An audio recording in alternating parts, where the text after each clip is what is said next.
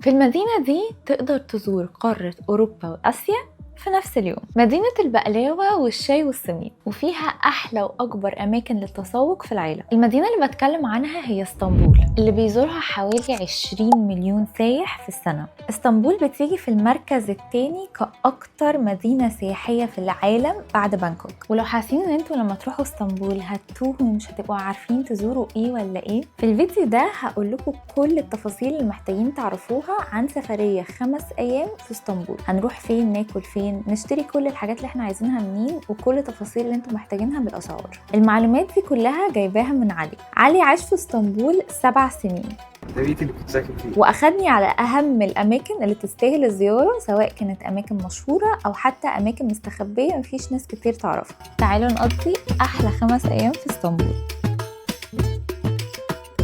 هنبتدي بالمنطقة الأثرية وهي السلطان أحمد، دي اللي فيها كل الجوامع المشهورة جدا في اسطنبول. بس قبل ما نروح في أي حتة هنعدي على الترام أو المترو على حسب إيه الأقرب لنا، وهنشتري اسطنبول كارد. الكارت ده بتشحنوا فيه فلوس وتستخدموه في أي نوع من المواصلات جوه اسطنبول، وسعره 200 ليرة، وكل مرة بتستخدموه بتكون حوالي من 20 ل 50 ليرة، وتقدروا تستخدموه شخصيا.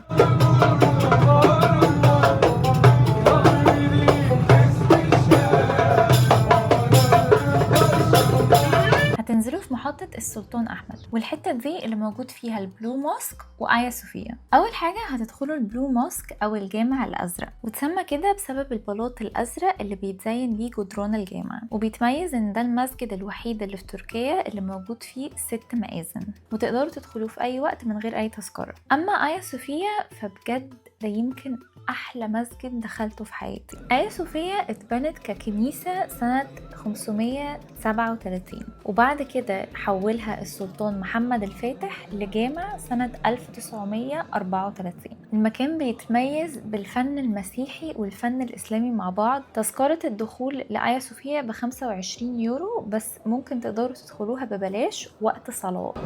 تحفة فظيع. حاجة تغطوا بيها شعركم وانا نسيت فخدت بتاعي عادي. وفي الميدان اللي موجود فيه الجامعين دول هتلاقوا طبعا ناس كتيرة بتبيع ذرة وسميت، وانا طبعا جربت السميت، وعشان اكون صريحة جدا معاكم كان ناشف جدا، لان الناس اللي بتبقى واقفة دي بيبقوا واقفين من الصبح بدري، فالسميت مش بيكون فريش قوي غير لو رحت طبعا الصبح بدري. لذيذ قوي، طبعا ناشف قوي، بس طبعا المكان شكله تحفة، فلو انتوا عايزين تجربوا سميت وشاي برضو الموضوع يستاهل. في المكان ده في حاجتين انصحكم جدا تجربوهم. اول مكان هو محل بيعمل دروم او الشاورما التركي. ده اللي احنا جبنا منه شاي.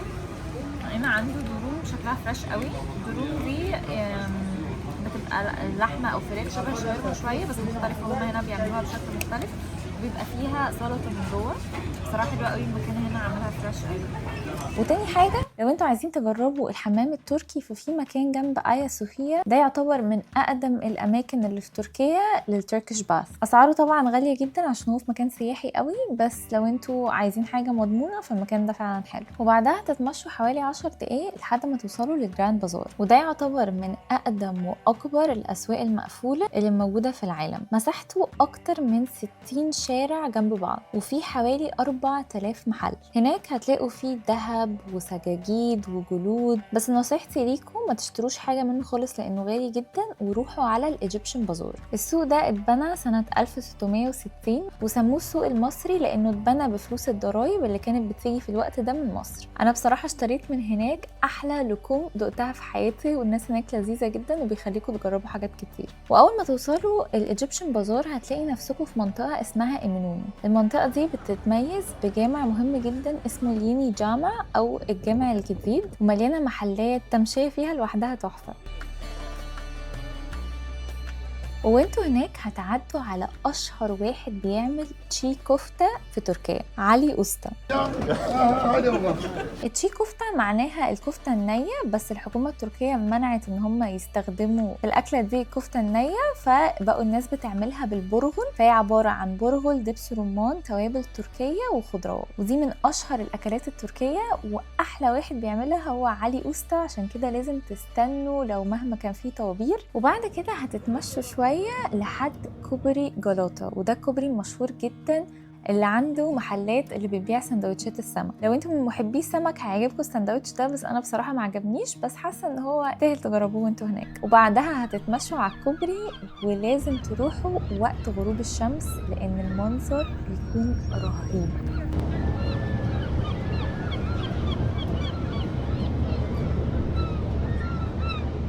وبالليل هتركبوا المترو وتنزلوا محطة باكر كوي، وده أكتر مكان فيه شوبينج أو تسوق رخيص في اسطنبول.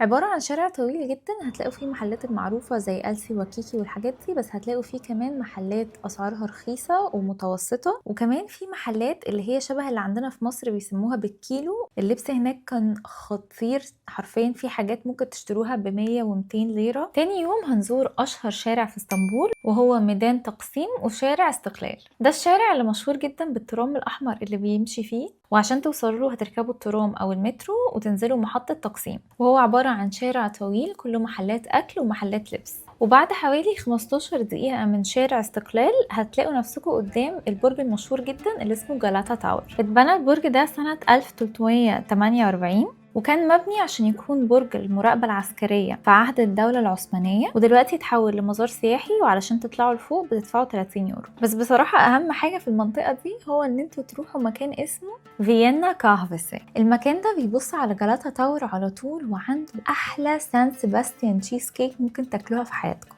والسان سيباستيان تشيز كيك دي عبارة عن تشيز كيك عادية بس من غير طبقة البسكوت اللي بتكون تحت. المكان ده الحلويات عنده رهيبة، وأنصحكم جدا تجربوا التشيز كيك اللي بالبيستاشيو.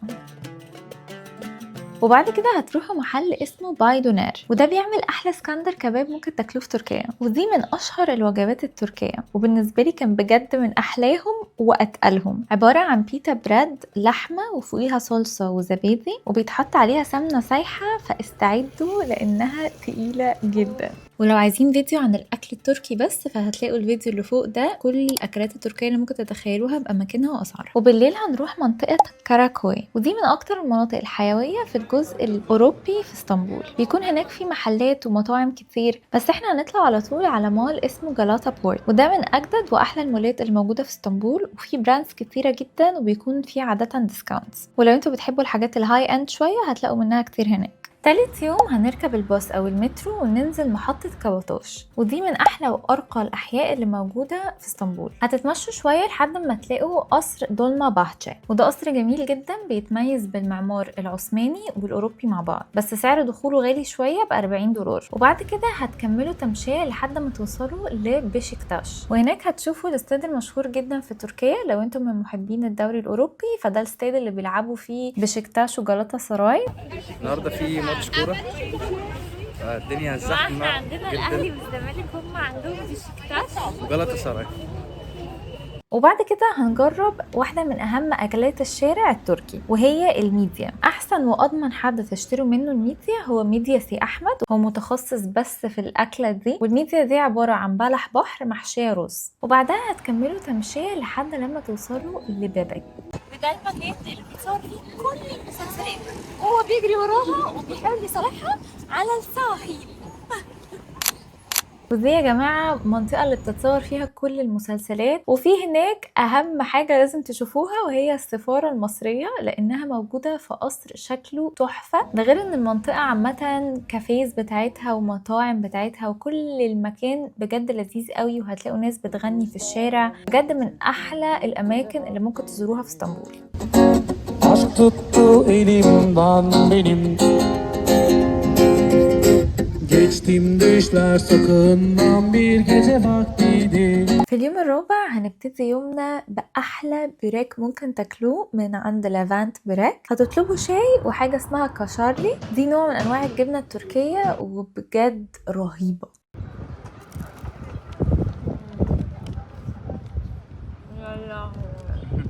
وبعد كده هتشوفوا ايه اقرب بيري ليكوا وهتركبوا لمحطة كاديكوي. كاديكوي الجزء الاسيوي من اسطنبول، والحلو فيه ان انتوا تقدروا تروحوا له بالفاري بدل ما تاخدوا باص في ستور وتكون غالية ب100 او 200 ليرة للشخص. فالفاري دي حاجة عامة وتقدروا تاخدوها ب50 ل60 ليرة للشخص. تطلبوا شاي وانتوا قاعدين فيها وتتفرجوا على حلاوة القصور اللي حوالين البوسفورس.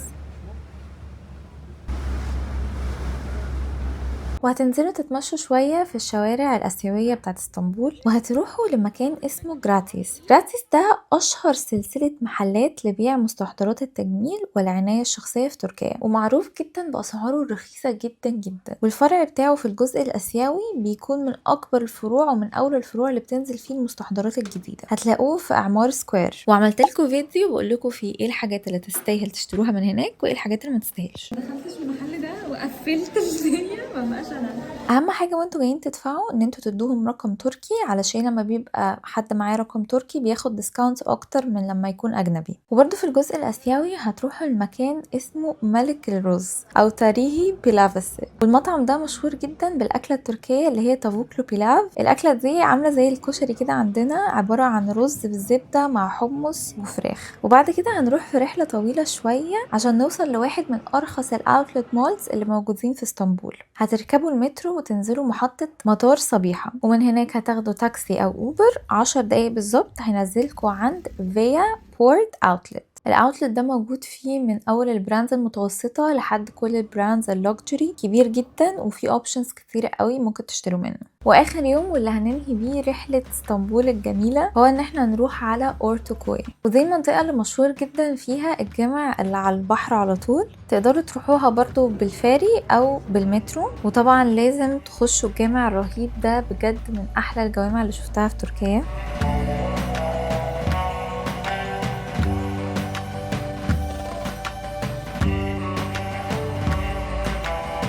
وأورتوكوي مشهورة جدا بحاجة اسمها كومبير سوكاك أو شارع الكومبير، والكومبير ده من أشهر وألذ أكلات الشارع في تركيا. بيستخدموا فيها بطاطس مشوية بس بتكون حجمها كبير شوية، وبيحطوا معاها جبنة كشارلي وزبدة، وبتحطوا جواها كل أنواع التوبينجز أو الإضافات اللي ممكن تتخيلوها، ذرة بقى، خضار، سوسيس، أي حاجة انتوا عايزينها بيحطوها لكم. في الآخر بتبقى وجبة لذيذة جدا، وبتاخدوها وتقعدوا قدام الساحل أو جنب الجامع اللي موجود في أورتوكوي وتتفرجوا على المنظر الرهيب. وهناك برضو معظم الوقت بيكون في بازارات بينزلوا فيها الاتراك اللي بيعملوا حرف يدويه وبيبيعوا حاجات لذيذه قوي، وجبت من هناك اكسسوارز حلوه جدا. وما ينفعش تمشوا من تركيا من غير ما تعدوا بالليل تتفرجوا على جالاتا تاور. بصراحه المنطقه بتاعت جالاتا كانت من احلى المناطق هناك، وكان بالنسبه لي بالليل الدنيا اهدى وما فيهاش زحمه، وبجد البرج كان شكله تحفه. وهترجعوا لشارع استقلال وهتجربوا اكله اسمها التنتوني، ودي شبه الشاورما شويه بس مختلفه في انها بتكون لحمه او فراخ، بيحطوها في عيش صاج مع زيت زيتون وبابريكا، وبجد طعمها تحفه.